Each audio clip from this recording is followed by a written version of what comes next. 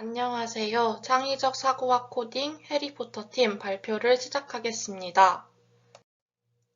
저희는 엘리베이터를 탔을 때 코로나 향균 필름 때문에 점자 인식이 어렵다는 점을 깨달았고 이를 해결하고자 하였습니다. 저희가 느낀 문제점에 대해 공감 방법론을 사용하여 정리하겠습니다. 먼저 what, 공감의 대상자가 어떤 불편함을 느끼고 있는가입니다.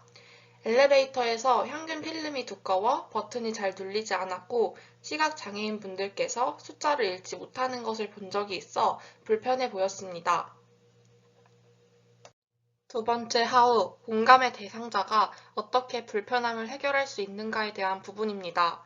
향균 필름을 직접 뗄 수 없기에 불편해도 별다른 대처를 취하지 못했고 버튼을 막 눌러 음성으로 확인하거나 주변 타인에게 도움 요청하며 아예 숫자 버튼의 위치를 외워 이용한다는 의견이 있었습니다.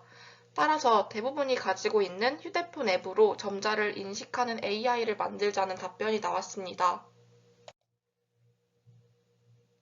AI가 점자의 종류를 학습하고 시스템을 구축하여 앱을 만들고 실제로 AI가 점자책을 읽어주는 사례가 있어 실현 가능할 것으로 보았습니다.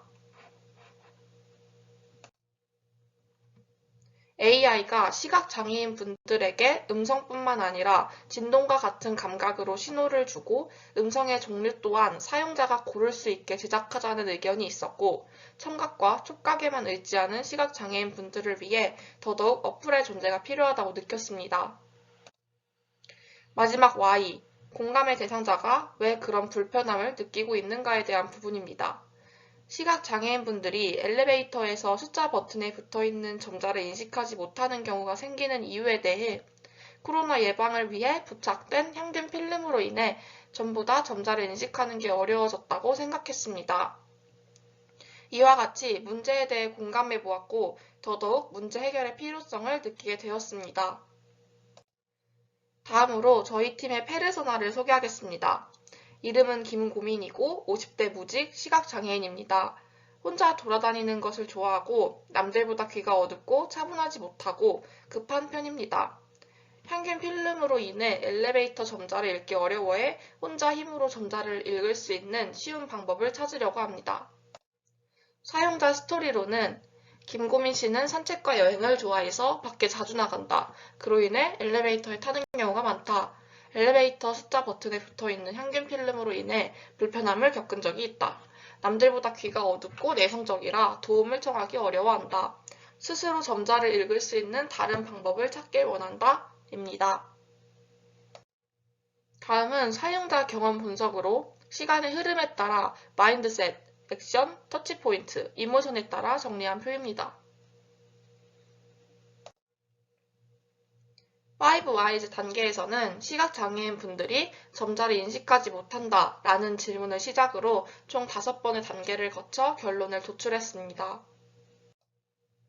문제 정의에 대해 특정 대상은 시각장애인이고 대상의 니즈는 특수한 상황에서 점자를 쉽게 읽을 수 있는 방법이 필요한 것입니다. 통찰로는 손으로 점자를 읽는 방법만으로는 한계가 발생할 수 있기 때문입니다. 시각장애인에 대한 브레인스토밍입니다. 점자, 안내견, 생활의 불편함, 코로나로 나누어 생각해 보았습니다. 스캔포에서 대체 결합, 응용, 변형, 다른 용도로 사용, 제거, 재구성을 바탕으로 질문하였고 그에 맞는 답변을 통해 아이디어를 더욱 발전시켰습니다. 우선순위 지도로 가로축은 실행 가능성, 세로축은 기대 효과로 스캔퍼에서 확장한 아이디어를 정리했습니다.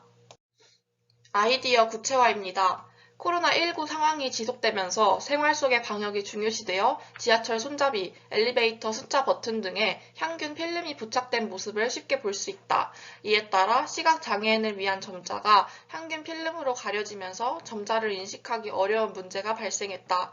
문제를 해결하기 위해 점자를 인식하여 음성으로 알려주는 아이디어를 선택하여 이를 이용한 어플리케이션을 개발한다. 로 정리하였습니다.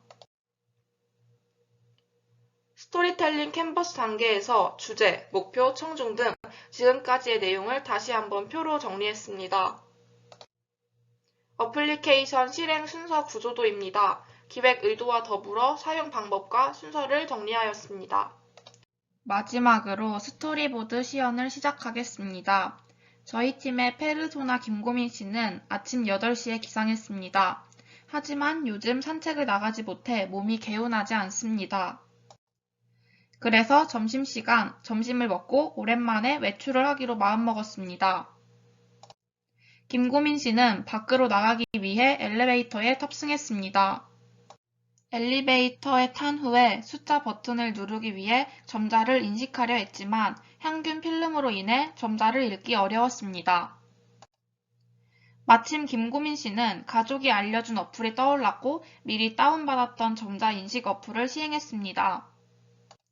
진동과 음성으로 점자를 대신 읽어주는 어플의 도움을 받아 원하는 버튼을 손쉽게 찾을 수 있었고 안전하게 외출할 수 있었습니다.